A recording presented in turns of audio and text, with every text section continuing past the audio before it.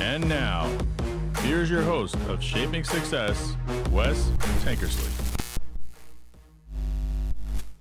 What is up, everyone? Welcome back to Shaping Success. This is the Wednesday edition with Robert Watson. We're breaking down his book, Ars Victorious. Chapter 2. We talked about last week the 13 maxims. Robert, you want to give us a little recap on the end, and then we'll talk about blind. Right.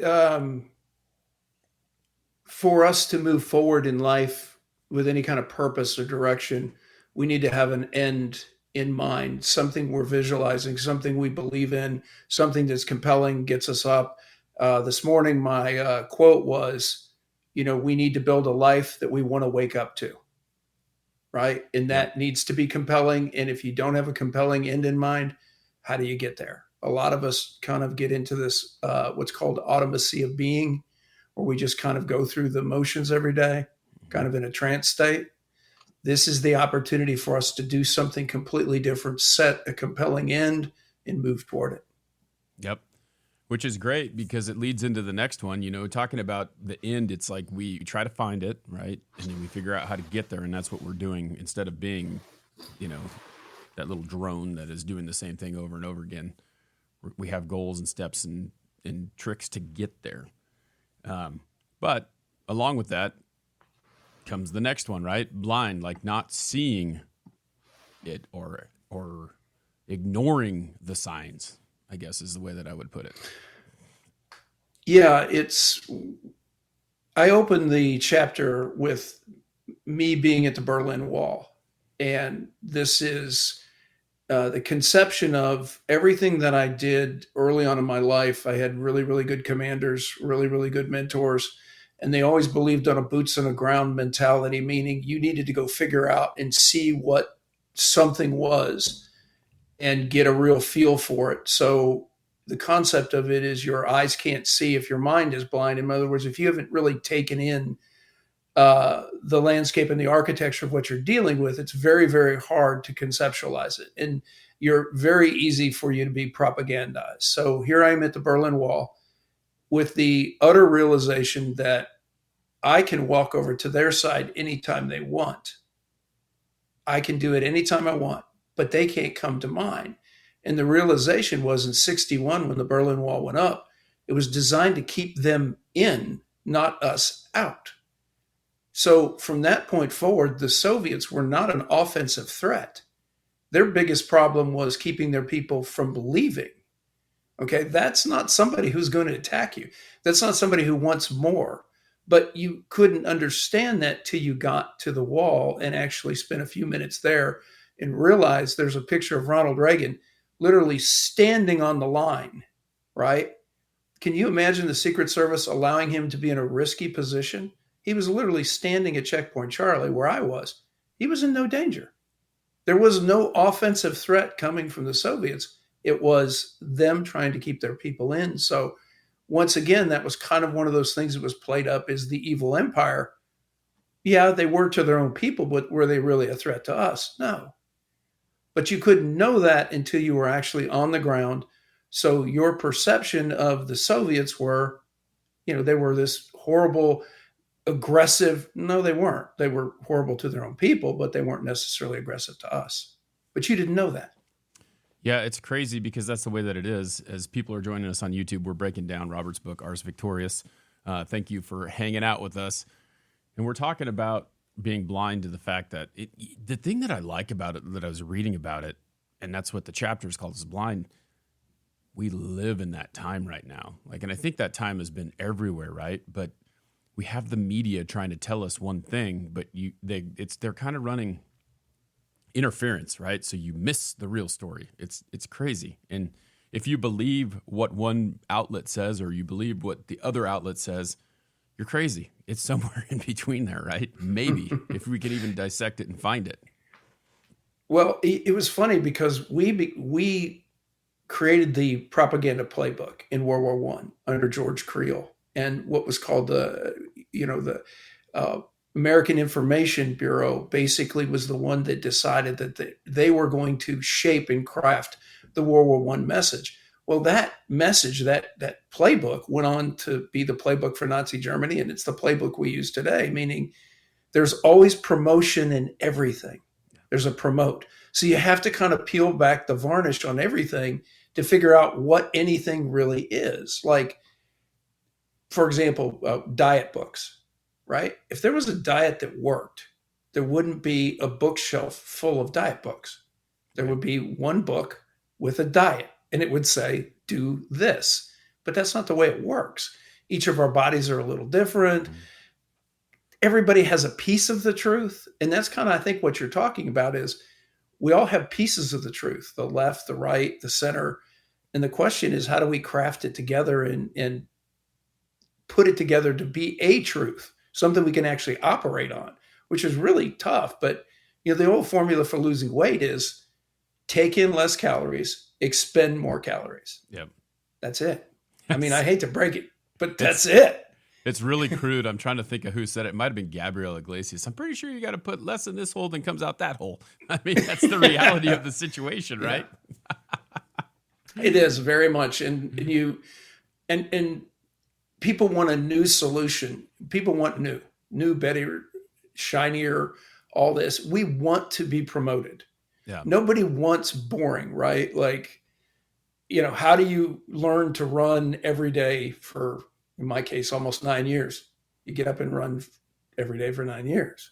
Yeah. And diets not exciting. Diets or, I mean, these new drugs that are coming out that people are taking and all that stuff. It's like, hey, this is going to make me lose weight. Well, you know how it makes you lose weight?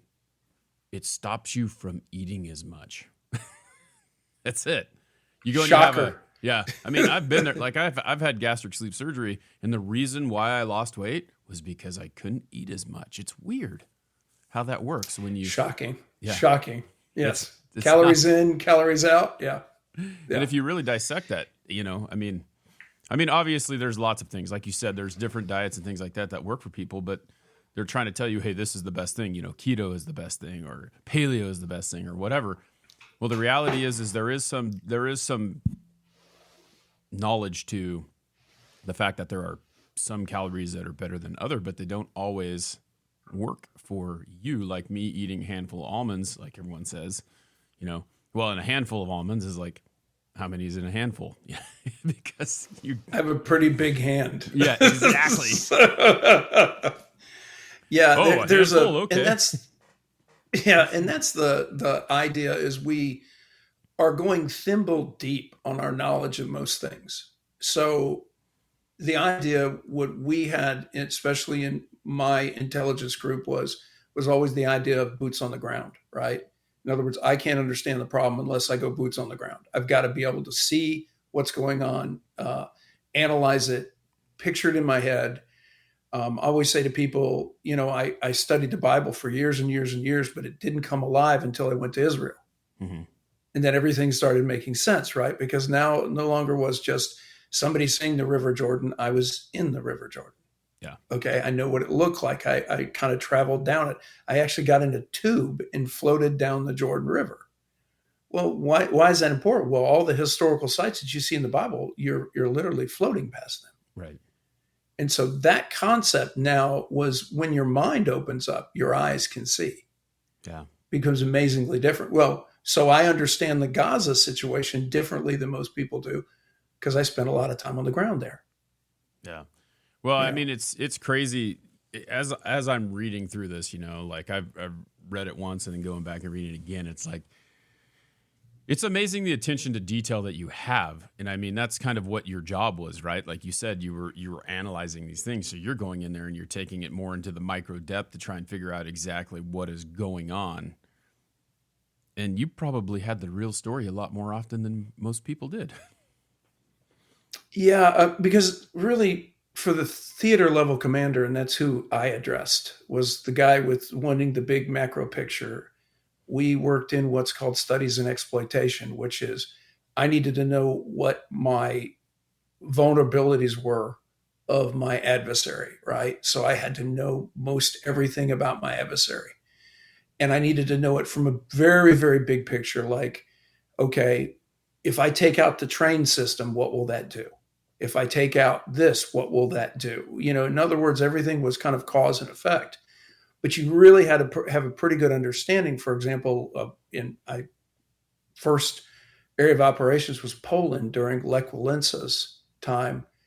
And the question asked is, if Poland decides to kind of explode, will the people support a revolution, or will they side with the Soviets? Will they side with us, or will they side with the Soviets? These are the things that you're trying to ask. These are big picture things, like, what will the populace do? Geez Louise. That's kind of like asking how will the US election go from this point right now? You're supposed to project it. You don't even know the factors that are going to go into the election and probably till August of this year. You're not going to know it. Yeah. Because there'll be news that comes out and things like that. So it's really, really tough to get a big picture of things. But you do have a very good sense of how things lay. I think it's crazy and too, sense of like, cause and effect. If you observe what's going on, like I'm sitting here thinking, everyone's got a story, right? Like, we hear both sides of it, and I'm starting like, well, what's going on here? So, Trump's talking about one thing, Biden's talking about another thing. I'm looking at gas prices going down. I'm looking at all these things that are just kind of happening, and you're like, oh, here we go. This is what we're doing. We're trying to make this look like we're doing something that we should be doing. And that's the way it always goes, right? Happened the same thing before. We're like, before the last election, everyone's worried about money right now. So they're going to try and figure out how to get interest rates down. They're going to figure out how to get gas down. They're going to figure out how to get food down. Now they're really trying to get the inflation under control, because if they do, then they prove that, oh, we did a good job. It's right. It's crazy. One of the challenges we've had, and this is not to get too macro or big picture, but we've had a problem with our middle class wages for the last 50 years. Yep. I'm not talking about the last 5. That's 50. So if we do presidents, 4-year terms, that's 10 plus presidents. It's a long time. Yep. And that was caused by globalization, caused by a lot of different factors. But what our government is trying to say to us is, don't feel bad about how hard 2 people need to work to support their household. You're a 2-income family, right? Yeah. Yeah. Like I say, that 50 years ago was a different world, right? Yep. There was no necessity for 2 incomes. I don't know. It's pretty close to a necessity now. Yeah, there's no, and that's tough. I was thinking about, I've thought about that multiple times. Like, I'm a 2-income family, and we do pretty well, but it's still not good enough, for like what's going on right now. And we would be considered in the top tier, probably what pay is, but it's all relative. When you get paid a lot of money, you spend a lot of money. But when I've been in both places, right? Like, I was making $38,000 a year as a teacher. And if I was still working there, I would be making 49, and only because, or maybe close to 50,000, because of you getting a raise every year of $1,000, which is nothing.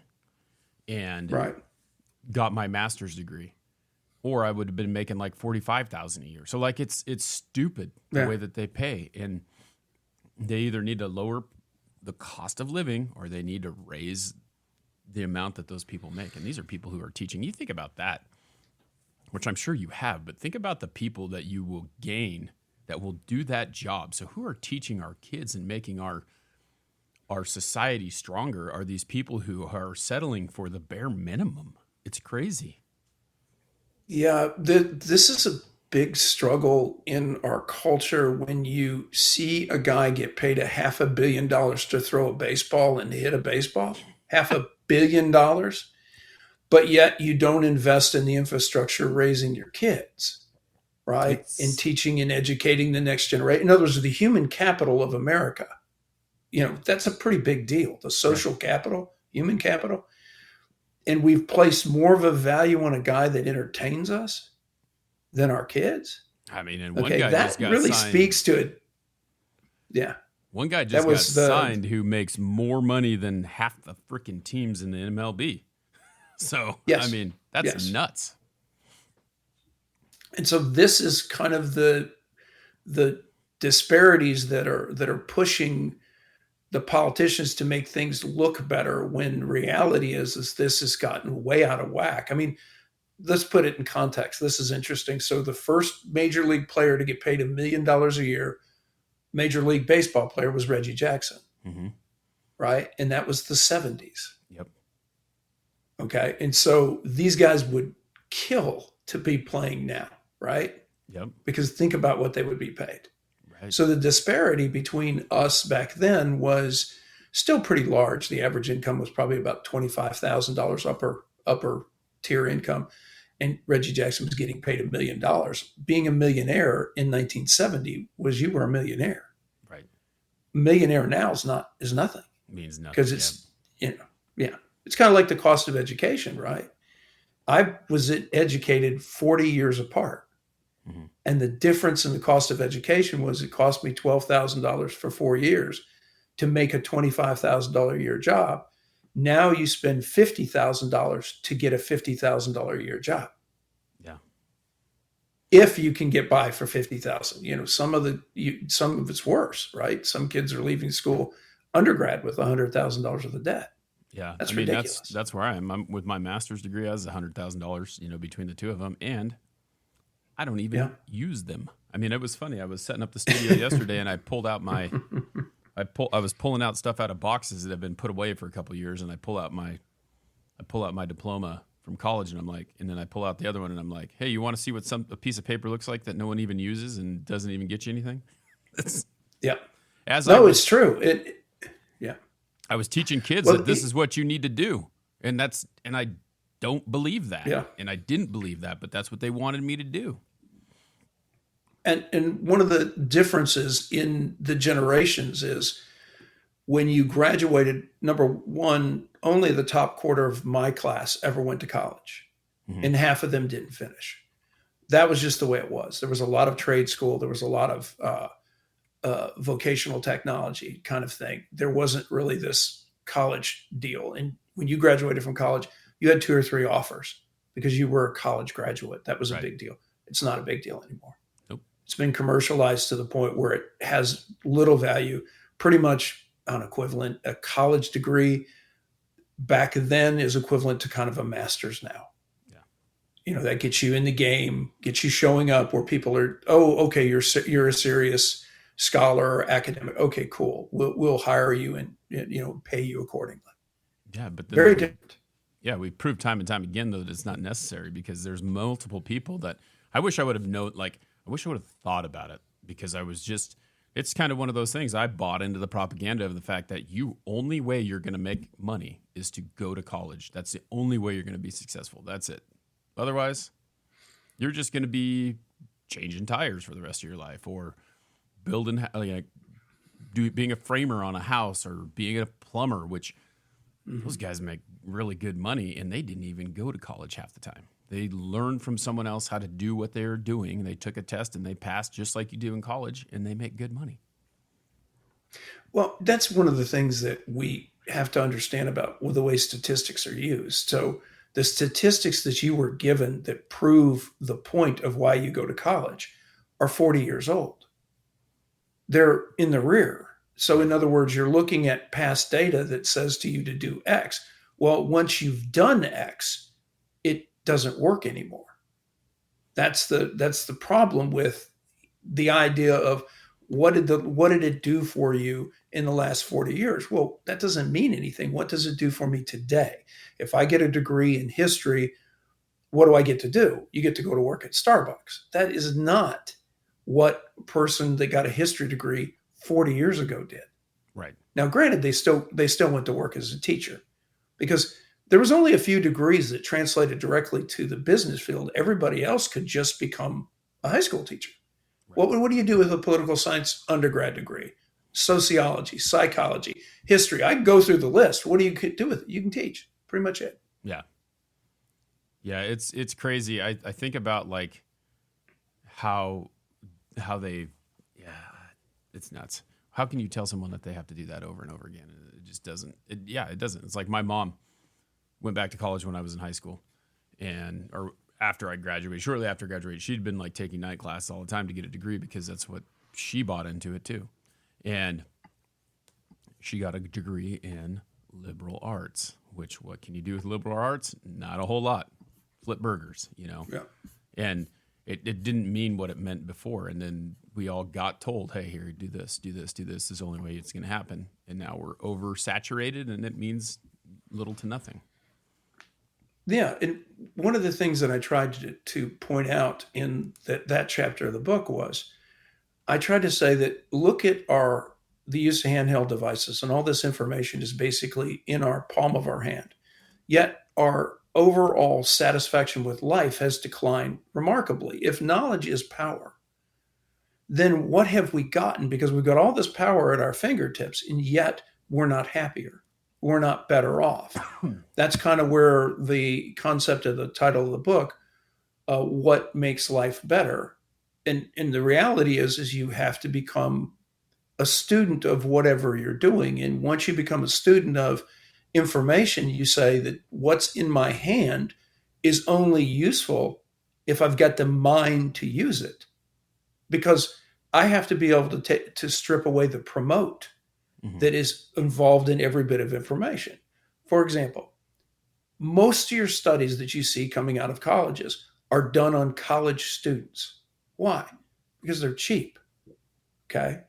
That means that most of the things that you think work are all done on a demographic of 18 to 22, maybe 18 to 24. How does that function for a 45-year-old?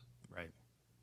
But you don't see that because you just see new studies says X, Y. Well, hold on a second. Peel back the layers. Who's the study done on?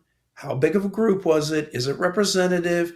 Or are they basically just trying to say, it's not the academics, because the academics are saying, hey, here's what we did. And they're being very transparent. They're saying, we had this little group. This is what we should do further to study it, right? Yep. To see if we can reach legitimate conclusions. But 18 to 24-year-olds have a difficult time figuring out who they are. Yeah.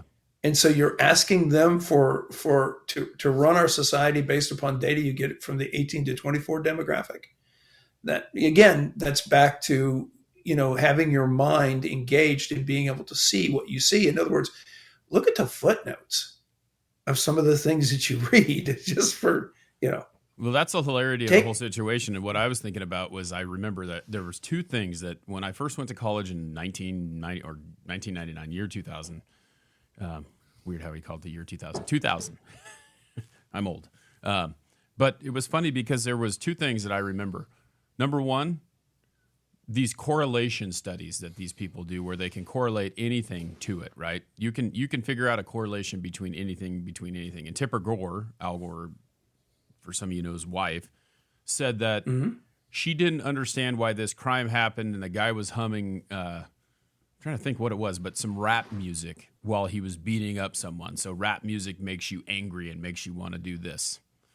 And then there was another correlation study that correlated how much ice cream you ate versus how much crime there is. Like people who eat ice cream are happier, so there's less crime. And it's like we sit there and we correlate that, but we don't look through the footnotes, like you said, and look at the data that is there that says, like you said, like, okay, we're asking college students how they're going to budget their money when they have kids and things like that or whatever. They have no clue what that's like.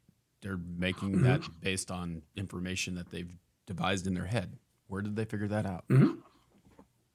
Yeah, I had a really good quant professor. I went back and got a bachelor's in 22, another bachelor's, and I had a great quant professor. And he was real good about what do we call spurious correlations, right? Just basically correlations that don't have anything, but if you go ahead and cross-check the data enough, you'll figure out that they're not correlated at all. Right. It's just an accident, right? Yep. Literally an accident. Like there's a high level correlation between people with heart disease in swimming pools.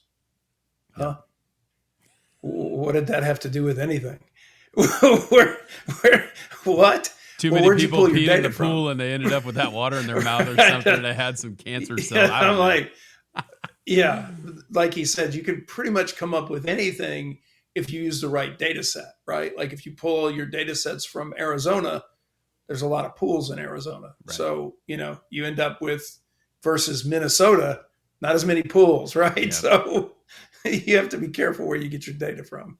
Yeah, it's pretty crazy. And that's, I think, probably the big thing to this chapter is the realization that, here you are standing in this one place where it seems like you're going to get tagged, you're going to get shot, and that doesn't happen because that's not the way it is. But what we're seeing is this violence and all these bad things about this, where in reality, it's not really that way. No, and you didn't know it until you went there, until you literally put your feet on the ground and begin to understand what was going on. Now, the one thing about Berlin is it did feel like you were on an island. It did feel like you were struggling to have anything beyond the little environment. You were like in a fishbowl. That was true. But as far as feeling that you were threatened, you really didn't feel threatened. You knew that you were pretty much dead if there was a legitimate invasion because you were surrounded on all sides. You were an island of humanity. You didn't have enough people to beat your way out of a paper bag, so you were kind of expendable. Yeah. It's pretty crazy. I think, as my friend Brian hopped in here, his podcast when he first started, it was called See Through It. And he was just talking about all those things that you have to really see through and be willing to open your eyes and do the research. So, yeah. And there's just a large degree of dissatisfaction in our country. And one of the data I saw the other day was 83% of people believe that their children will not be better off than they were. Okay. So the idea of the American dream is only 17% of the population believe that their kids will be better off than them. Yeah. So that American dream that I'm going to do all this so my kids have a better life than at least the perception. Now, the reality of it may be very different, but the perception of it right now is 83% of Americans do not feel as though the children will live a better life. That's really tough when you're trying to get elected as a politician. I think it's that's basically crazy. Saying, yeah. I think it's pretty crazy to think about that anyway. I mean, I could talk about that all day because I saw, and I'm sure you growing up, this was what you wanted to. It's the same thing. You wanted to give that to your kids. I want to give that to my kids, but they're not as willing to. And it goes right back down to the education system. I feel like they're not willing to work as hard or coaching or anything that they do. It's not the same. It's not like, hey, you do this because it's the right thing to do. You work your butt off because that's where you need to get. Watch what dad does. Watch what mom does. This is how you get what they have. Right. And they're just handed it because now those people who are busting their ass and working really hard are just handing it to them instead of teaching them that this is what it needs to be. And it's gotten now they're like expecting that, like, this is how it's going to be. Well, it's not going to be because they're not working the same way that you did. Oh yeah. It's oh my gosh. It's so hard to conceptualize things for the digital generation. Like, I didn't have a cell phone. Everything was done by hand. We actually had copy paper. I mean, it's just a very different world. I mean, the first computer I owned was 83. Mm-hmm. I was in grad school. And basically it was, this revolution where I could actually do my own papers and I didn't have to pay somebody on a typewriter to do them. And so it was an incredible revolution. But what we've done with this revolution is we've gotten more paper, more bureaucracy, more of, more trips and triggers.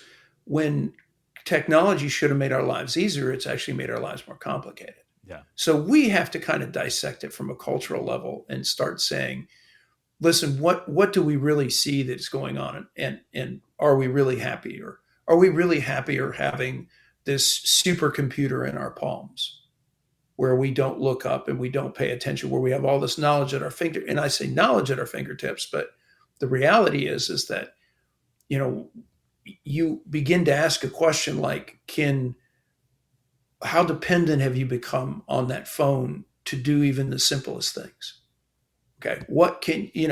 I always worry that the next conflict, that the Army will be in the position where it doesn't even know how to fight because it's been so used to technology that it doesn't even know how to run a compass. Yeah. Right. If you've had GPS, you don't even need to know which way the sun rises and sets, right? You don't need to know how moss grows on the side of a tree to tell which direction the sun's running. I hope they're still training them that way, but they're not. That's what I was gonna say. I doubt it, because that's Yeah. scary. Because the people who are gonna have to do that are gonna have to come from somewhere else, and hopefully, our baby boomers are still around so they can teach. Yeah, my eldest son, who's now a lieutenant in the Army, he said, is the editor on this book. He called me after finishing basic training, because I asked him to go in as enlisted first before he became an officer, so he understood what he was doing. Uh-huh. And he called and he said, Dad, if we go to war, we're going to have you come back. Okay. Yeah, that's right. That's exactly what I'm saying. He said, because this is bad. I said, okay. I'm headed your way so you can teach me the ways. That's right. He's like, my gosh, I got a great education. He said, wow, they don't know a whole lot. Yep. Well, we've talked about the end. We've talked about blind. Next week, we're going to talk about the next chapter, which is deep thinking. And, I enjoy this. I like going through this and kind of talking about it. The book is Ars Victorious. It's coming out. Do we have an update on when it's coming out? Is it still kind of the same timeline? Yeah, we're right now, the editors, which is Kirkus, are scheduled to give it to me toward the end of the month, and then the formatters take over, and I think they've got another week, so we're still somewhere at the end of this month, the first of next. Okay, so again, if everybody hits their marks, editors and formatters, it's out of my hands. It's in their hands. Yep, they're going to get it right, get it ready, get it going. So that's it. Really cool. Well, you guys, you can tune in every Wednesday. This is what we've been doing. We've been going through the book, which is a great book. I think that, a lot of it has to do with like life lessons and things that are useful. It goes along with shaping success. So tune in every Wednesday to catch me and Robert, and we will get it done. Real quick before we go, thanks to Nikki and Anna, our Patreons, our TikTok subscribers, Nikki, Vanna, Twisted D, and Michelle. We appreciate you guys supporting the show. Keep it going, and we'll see you next week, Robert. Thank you, Wes. Have a good rate. You too.